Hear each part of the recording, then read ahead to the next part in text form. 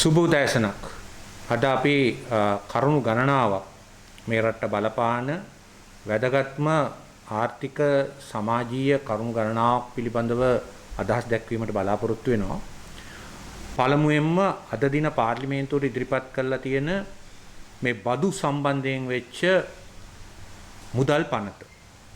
ඊටාම සරලව මේ පනත ගැන කිව්වොත් පසුගිය කාලේ රාජ්‍ය දේපොළ වංචා කරපු පිරිස් අපි දැක්කා නිදොස් කොට නිදහස් කරනවා. දැන් මේ රටේ කළු සල්ලි නිදොස් කොට නිදහස් කිරීම සඳහා මුදල් අමාත්‍යවරයා මේ පනත ගෙනවිත් තිබෙනවා. එක පැත්තකින් ආදායම් බදු නොගෙවා ඒවා වංචා කිරීමට කටයුතු කරපු අය, ඒ වගේම මේ වංචාවන් නඩු පැවරිලා නැති අය සියලු දෙනාටම එම මුදල් නැවත භාවිතයට ගන්න, කලඑළිය භාවිතයට ගන්න ආයෝජනය කරන්න හෝ තැන්පත් කරන්න හෝ අවස්ථාවක් ලැබිලා තියෙනවා. මේ රටේ ආදායම් බදු වංචා වලට අවුරුදු 2ක සිරදඬුවමක් තියෙනවා. ඒ වගේම දඩ මුදල් තියෙනවා පොලියට හා ඒ වගේම වංචා කරගත්ත මුදලට. ඒ සියලුම නීති පසක දාලා අද ආදායම් බදු නොගෙවපු අයට මේ බදු සහනය ලබා දීලා තියෙනවා. ඇත්තටම මේ බදු සහනය ලබා දීම අපි සලකන්නේ 2019 දෙසැම්බර් 1 වෙනිදා මේ රටේ ඉහළම ධන කුවේරයින්ට දැවැන්ත බදු සහන ලබා දුන්නා. විශේෂයෙන්ම අපි දැක්කා වාණිජ්‍ය ආයතන වලට තියෙන බද්ධ කෝපරේට් ටැක්ස් එක 128 ඉඳන් 24ට අඩු කළා. පුජ්‍යලික ආදායම් බදු 124 ඉඳන් 18ට අඩු කළා. ඒ වගේම යහපාලන ආණ්ඩු කාලේ ඉහළ ගණේ ධනපතියන්ට අය කරපු අර සුපර් ගේන් ටැක්ස් වගේ දේවල් සම්පූර්ණයෙන්ම ඒවා නැවත ක්‍රියාත්මක නොකරන තත්ත්වයටපත් කළා. මේ නිසා දැවැන්ත බදු මුදලක් රටට අහිමි වුණා. ඒ අහිමි වෙච්ච ප්‍රමාණය 2020 දී රුපියල් බිලියන 523ක්. ඒ කියන්නේ රටේ ආදායමෙන් 40%ක්. මේ වසරෙත් ඊට සමාන මුදලක් අහිමි වෙනවා. දැන් හදන්නේ එහෙම ආදායම් බදු දීපු නැති මිනිස්සු ටිකට නඩු පවරන්න දේශීය ආදායම් දෙපාර්තමේන්තුවේ තියෙන හැකියාව මොට කරලා තවදුරටත් මේ රටේ ධන කුවේරින්ට ඒ සහනය දෙන්න. දැන් ඒ සහනය දුන්නයි කියලා ධන කුවේරින්ට මේ රටේ ආයෝජන වැඩි උනේ නැහැ. ඒ අහනාධාරය දුන්නේ 2019 දෙසැම්බර් 1 වෙනිදා පළවෙනි මාස 3 ගෝඨාභය රාජපක්ෂ මැතිතුමාගේ ආණ්ඩුවේ ආර්ථිකයේ ඍණ 1.6යි. කිසිම කෙනෙක් අලුතෙන් ආයෝජනය කළේ නැහැ. දෙවෙනි කාරණේ දැන්ටමත් සංගවාගෙන ඉන්න කළු සල්ලි කිසිම ආකාරයක නිල ව්‍යාපාරයකින් ලබා නොගත්ත දැන් පිට ජාතික සම්පත් මංකොල්ල කෑමෙන්, රාජ්‍ය දේපොළ මංකොල්ල කෑමෙන්, රාජ්‍ය අරමුදල් මංකොල්ල කෑමෙන්, මත්කුඩු ජාවාරමෙන්, එමන් නැත්තම් කුලියට මිනීමැරීමෙන් මුදල් හොයාගත්ත පිරිස් ඉන්නවනම් ඒ පිරිස් වලට අවස්ථාව දීලා තියෙනවා නැවත වතාවක් තමන්ගේ කළු සල්ලි සුදු කරන්න, කළු සල්ලි නිදොස් කොට නිදහස් කරන්න, මත්කුඩු ජාවාරම්කාරීන්ගේ, කුලී මිනීමරුවන්ගේ සල්ලි වල ඉඳන් ජාතික දේපොළ මංකොල්ල කාපු පිරිස් වලට අවස්ථාව දීලා තියෙනවා නැවත ඒ කළු සල්ලි සුදු කරන්න. ඉතින් මේ රටේ මීට අවස්ථා ගණනාවකදී මේ ක්‍රියාවලිය සිද්ධ වෙලා තියෙනවා.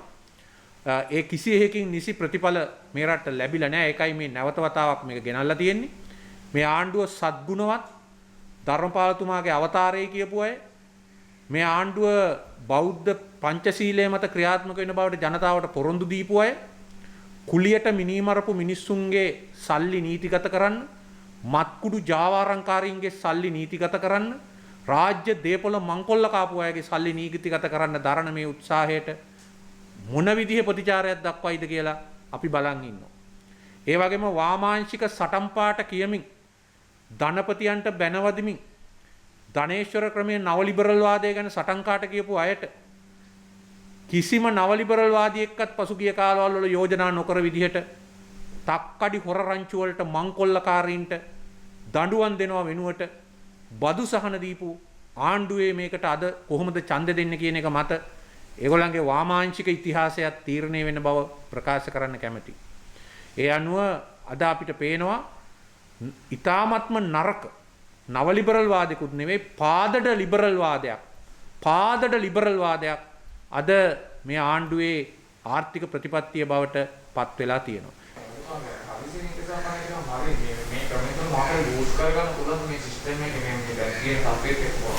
නෑ හදිසි නීතිය පැනවීමෙන් සිදුවෙන එකම දේ තමයි ඇත්තටම අපේ රටේ අපි ගත්තොත් නීති පැනවීමේ අයිතිය තියෙන්නේ නීති තැනීමේ අයිතිය තියෙන්නේ පාර්ලිමේන්තුවට. ඉතින් ජනාධිපතිවරයාට විශේෂ අවස්ථාවක් දීලා තියෙනවා මේ හදිසි නීතිය පනවන්න. ඒ මොකද රටේ හදිසි යුද තත්ත්වයක් ආරක්ෂක තත්ත්වයක් එහෙම නැත්නම් අත්‍යවශ්‍ය සේවාවන්ට අභියෝගයක් එහෙම එල්ල වුණොත් ඒක පාලනය කිරීමේ වගකීම පාර්ලිමේන්තුව රැස් කර ඉන්න බෑ දෙන්න ඕනේ. ඉතින් හැබැයි පාර්ලිමේන්තුවට ඒක දින 14ක් ඇතුළත ගෙනල්ලා අනුමත කරගන්න ඕනේ. මෙන්න මේ ජනාධිපතිට දීලා තිබිච්ච මේ විශේෂ තත්ත්වය රටේ ආරක්ෂක ගැටලුවක් ඇති වුණොත් ප්‍රස්තවාදී ප්‍රශ්නයක් ඇති වුණොත් අන්න ඒක භාවිත කළා හදිසි නීතිය පනවලා තියෙනවා මේ ආහාර වල මිල පාලනය. ඉතින් ඒක තුලින් සිදුවෙන එකම දේ තමයි ආරක්ෂක අංශවලට පොලිස් බලතල ලැබීම. ඉතින් ඒකෙන් පේනවා මේ ජනාධිපතිතුමා පත්වෙච්ච දවසේ ඉඳන්ම පෙනී ගිය දෙයක් තමයි මේ ආණ්ඩුවේ මේ රටේ රාජ්‍ය සේවකෝ 14 ලක්ෂයක් ඉන්නවා විවිධ වැඩ කටයුතු කරන්න. ඒ අය ගැන විශ්වාසය තියන්නේ නැතුව ඒ පිරිස ඉවත් කළා ඒ වෙනුවට ඒ පිළිබඳ විශේෂඥතාවයක් නැති යුද කටයුතු පිළිබඳ විශේෂඥතාවයක් තියෙන හමුදා නිලධාරීන් එක දිගට යොදා ගන්න එක. එක පැත්තක්. අනිත් පැත්තෙන් පසුගිය දවස්වල අපි දැක්කා ඊ타ත්ම අශෝභන අසික්කිත හා නීති විරෝධී ආකාරයට ත්‍රස්තවාදයේ වැළැක්වීමේ පනත යටතේ යම් යම් පුජ්‍යලින් රඳවාගෙන දීර්ඝ කාලයක් වුන් රඳවාගෙන උන්ට නඩු පවරන්න නැතුව ඉන්නවා. දැන් හදිසි නීතිය යටතේ උන්ට අලුත් අවස්ථාවක් ලැබෙනවා පුජ්‍යලින් අත්අඩංගුවට ගන්න, රඳවා ගන්න, නඩු නොපරවා උසාවියට ඉදිරිපත් කරන්න නැතුව තියාගන්න. ඒ නිසා ඉදිරි කාලයේදී ඔවුන් සේවාවන් ගණනාවක් අත්‍යවශ්‍ය සේවාවන් කරලා තියෙනවා. විශේෂයෙන්ම ආහාර පමණක් නෙවෙයි විදුලිය, කණ්ඩ තෙල්, ජල සම්පාදන, වරාය, ප්‍රවාහන ආදී ඉදිරි කාලයේදී මේක අනිකුත් රාජ්‍ය සේවාවන් වලටත් යයි. උදාහරණයක් ඇටියට හොර රහසේ විදුලි බල මණ්ඩලයේ සතු යුගදනවි බලාගාරය ඒක මහා භාණ්ඩාගාරය ඇතුළු රජයේ සතු තිබිච්ච බලාගාරයක්. ඒ බලාගාරයේ සියලුම විදේශ ණය ලබන අවුරුද්දේ මාර්තු මාසයේ ගෙවලා අවසන් වෙනවා. ඒක සම්පූර්ණයෙන්ම ශ්‍රී ලංකාවේ පුරවැසියෝ ගෙව්වේ ඒ ණය. ඒ බලාගාරය අද එක අත්සනින් පවරලා තියෙනවා ඇමරිකාවේ සමාගමකට මොන්නම ප්‍රසම්පාදන ක්‍රියාවලියකින්වත් තොරව. ඒ වගේම තවත් බලාගාරයක් ආරම්භ කළා සොබහා දනවි නමින් මෙගාවොට් 300ක. එම බලාගාරයත් රජයේ සතු සමාගමක් කරගෙන යන්නේ. එම බලාගාරයට ආසියානු සංවර්ධන බැංකුවෙන් ණයක් ලැබෙන නියමිතයි. හැබැයි අද මේ පවතින වාතාවරණයේ හමුවේ එම බලාගාරයට රජයේ පැත්තෙන් යොදවන්න ඕන මූල්‍ය කොටස ලැබිලා නැහැ. ඒ නිසා පාර්ලිමේන්තුවේ මොනවා කිව්වත් මම කියනවා සොබහාදනවි බලාගාරයත් මේ ඇමරිකානු සමාගමට පැවරීමට ආණ්ඩුව කතා කරගෙන යනවා. undisclosed agreement එකක් තියෙනවා. ඒ වගේම මේ රට ගෑස් සැපයීම පිළිබඳ ඒකාධිකාරය ඔය මොනවා තෙල් සංස්ථාව මොනවා කිව්වත් වෘත්තීය සමිති මොනවා කිව්වත් මොන ටෙන්ඩර් කැඳවලා තිබුණත් ඒක ලබා දීමටත් කටයුතු කරනවා. දැන් මේකට විදුලි බල මණ්ඩලයේ යම් කැක්කුමක් තියෙන සේවක පිරිස් නැගිටිනවා. දැන් මොකද කරන්නේ? හදිසි නීතිය යටතේ ඒක මර්ධනය කරනවා. මොකටද? ඇමරිකන් සමාගමට රටේ බලශක්ති ශේෂ්ත්‍රය පාවා දෙන්නයි ඒක කරන්නේ. ඉදිරි කාලයේදී ඔය හදන්න යනවයි කියන පිරිපහදුවටත් වෙන්නේ ඕක තමයි. ඕකත් ඇමරිකාවට ලබා දීම තමයි යටි අරමුණ මේ ආණ්ඩුවේ. ඒ නිසා ඔය මොන දේශමාමක සටන් පාට වාමාංශික සටන් පාට කම්කරුපන්ති සටන් පාට කිව්වත් අන්තිමට වැඩ කරන ධනය තමන්ගේ දේපොළ වෙනුවෙන් ඉදිරිපත් වෙද්දී රටේ රාජ්‍ය දේපොළ විකුණන මේ පාදඩ ලිබරල් වාදී අයගේ මේ ප්‍රතිපත්තියට එරෙහිව නැගිටිද්දී එය මර්ධනය කරන තමයි මේක යොදාගන්නේ. දැන් බලන්න ලංකා බැංකුවේ යෝක් වීදියේ ශාඛාව, හිල්ටන් හෝටලේ, ජේ.එච් හෝටලේ ඔමාන් ව්‍යාපාරිකයෙකුට ලබා දෙන්න යනවා මොන්නම ප්‍රසම්පාදන ක්‍රියාවලියකින්වත් තොරව. මේකට විරුද්ධව බැංකු සේවකෝ නැගිට්ටහම මොකද වෙන්නේ? ඒ බැංකු සේවකයා මර්ධනය කරන්න හදිසි නීතිය පාවිච්චි කරනවා. ඊළඟ පාර කොතලාවල ආරක්ෂක පනත එනකොට ඒ ආරක්ෂක විශ්වවිද්‍යාල පනත ඊළඟට ගේනකොට ඒකට විරුද්ධව පාරට බහින විශ්වවිද්‍යාල ශිෂ්‍යෝ ඒකට විරුද්ධව පාරට බහින විශ්වවිද්‍යාල ආචාර්යවරු මර්ධනය කරන්නේ හදිසි නීතිය යටතේ.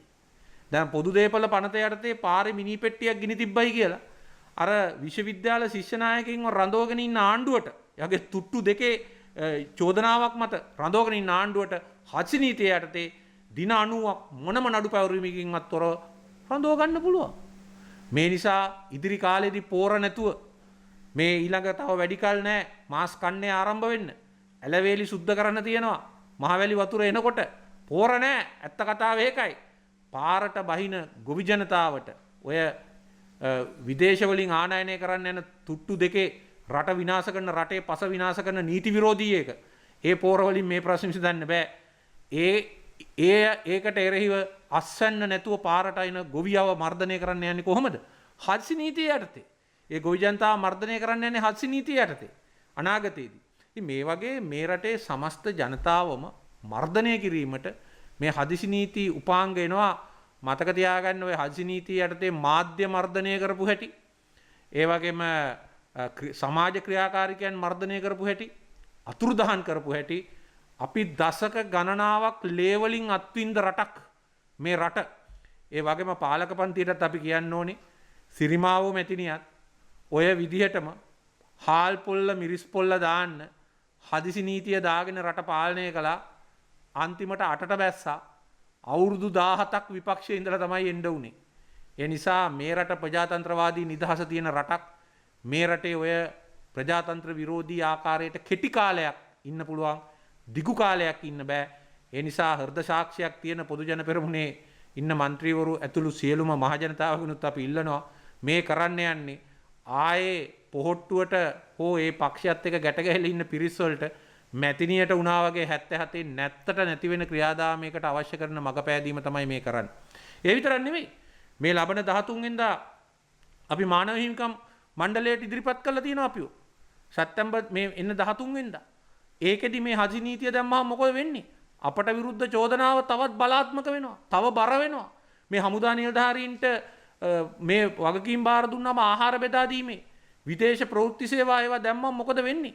රටට සැපයුම් කරන්න ඉන්න විදේශිකයෝ බය වෙනවා. දැන්ටමත් මට ඊයේ දුරකථන ඇමතුමක් දීලා ප්‍රධාන ආනයනකරුවෙක් කිව්වා දැන් ඉස්සර නම් අපිට කෝල් එකෙන් පුළුවන් නැවට බඩු පටව ගන්න.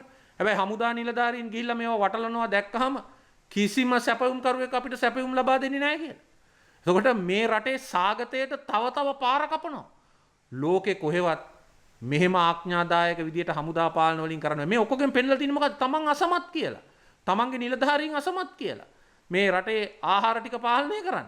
ඒ අසමත් භාවය තමයි මේ හැම එකකින්ම පෙන්වන්නේ. එන්නත් කරණය පිළිබඳ කාරණේ වේවා, ආහාර පාලනය පිළිබඳ කාරණේ වේවා, අනිකුත් කාරණාවල මේ සියලු බර හමුදාවට දැමීමෙන් පෙන්වන්නේ තමන්ගේ පාලනය අසමත් කියන එක. ඒක නිසා මේක මේ රටේ මර්ධනකාරී යුගයක ආරම්භයක්. අපි අතීතයේ මේවා දැකලා තියෙනවා. ඒ වගේ අපි මේවට බිය වෙන්නෙත් නැහැ. මේ නිදහස වෙනුවෙන් මිනිස්සුන් අද විලිලනෝ බඩගින්න වෙනුවෙන් මිනිස්සු අද අරගල කරමින් ඉන්නවා.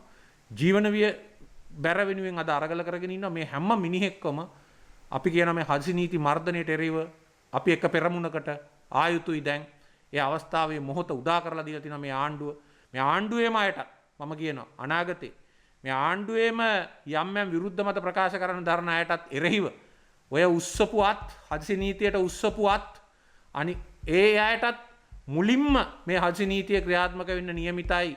මේ යටතේ මර්ධනයට ලක් වෙන්න නියමිතයි. ඒගොල්ලෝ ඉදිරි කාලේදී කොන්ද පණ තියාගෙන ක්‍රියා කළොත් කියන එකත් අපි මතක් කරනවා. හදිසි නීතියත්තේ පාරිභෝගික පන්තිවල සංශෝධනය ගෙනල්ලා ඒක මදිනම් ඒක සංශෝධනය පාර්ලිමේන්තුවේ සම්මත කරගන්න තු ඇයි මේ හදිසි නීතිය යටතේ ඒ කියන මොකද හදිසි නීතිය පුළුවන් ආයි මාසෙක විස්තරන්න වෙනවා නේද? ඔව්. පාර්ලිමේන්තුවේ ඉතින් ඊට වඩා පාර්ලිමේන්තුවේ එකපාරම ඒක පාර්ලිමේන්තුවේ පණකම් වගේ මේකට අවශ්‍ය සංශෝධන ඉදිරිපත් කරගත්තා. නෑ ඇත්තටම නිරෝධායන පනත පනමදි නම් මොකද ඒක 1897 සුද්දගේ කාලේ ගෙනාවු පනතක්. දැන් ඒ පිළිබඳ පනතක් සුබන්දිරන් මහත්තයා පාර්ලිමේන්තුවට ගෙනල්ලා තියෙනවා. ඒක ලැජ්ජන විපක්ෂයේ කෙනෙක් ඉදිරිපත් කරපු හින්දා ඒක ලැජ්ජනන් ඒ පනත ගන්න ආණ්ඩුවට පුළුවන් නේ දැන් මේ හදි නීතිය ගෙනාවා වගේ පෝට් සිටි පනත ගෙනාවා වගේ නිරෝධායන පනතක් ගේන්න පුළුවන් ශක්තිමත් කළා. ඔබ පැහැදිලිව කිව්වා වගේ අලගියවන්න මහත්තයා කියනවා නම් පාරිභෝගික පනත පන නැහැ කියලා පනතක් ගේන්න පුළුවන්. මොකද අත උස්සන්න කට්ටිය ඉන්නවනේ තුනෙන් දෙකම තියෙනවනේ. ඒ නිසා පනතක් ගේන්න පුළුවන්. හදිසි නීතිය ගේන්නේ වෙන මොහොකටවත් නෙවෙයි. හමුදාවට පොලිස් බලතල ගේන්නත් ඒ වගේම පුජ්‍යලයින් නිදහස පතා සටන් කරන වෘත්තීය සමිති සමාජ ක්‍රියාකාරිකයන් දේශපාලන පක්ෂ නායකින් හා පුජ්‍යලයින් දඩයන් කිරීමට අලුත් පාරක් හොයන එකයි වෙන්නේ. නිරෝධායන නීතිය පාවිච්චි කරපු නින්දිත ආකාරය අපි දැක්කා. ඉදිරි කාලේදී අපිට බලා ගන්න පුළුවන් හසි නීතිය පාවිච්චි වෙන්නේ ආහාර ජාවාරම්කරුවෝ නවත්තන්න නන් නෙවෙයි. සීනි ජාවාරම්කාරයා කියන්නේ මේ ආණ්ඩුවේ සාක්කුවේ ඉන්න කෙනෙක්. සීනි ජාවාරම්කාරයා. එතකොට ඒගොල්ලෝ මර්ධනය කරන්න නෙවෙයි මේ එන්නේ. මේ එන්නේ මේ රටේ ජනතාව මර්ධනය කරන්න. එහෙම නැතුව සහල් ජාවාරම්කාරයෝවත් සීනි ජාවාරම්කාරයෝවත් ඇන්ටිජන් ජාවාරම්කාරයෝවත් එන්නත් ජාවාරම්කාරයෝවත් නවත්තන්න නන් නෙවෙයි. මේ එන්නේ මේ රටේ යුක්ති සහගත විරෝධතාකරුවන් මර්ධනය කරන්න. ඒකට යුද හමුදාවට අවශ්‍ය බලය ලබා ගන්න තමයි මේ සහ පොලිසිය වලට අවශ්‍ය බලය ලබා ගන්න තමයි මේ කරන්නේ. The News Reporter වාරණයෙන් තොර අපක්ෂපාතී වාර්තාකරණය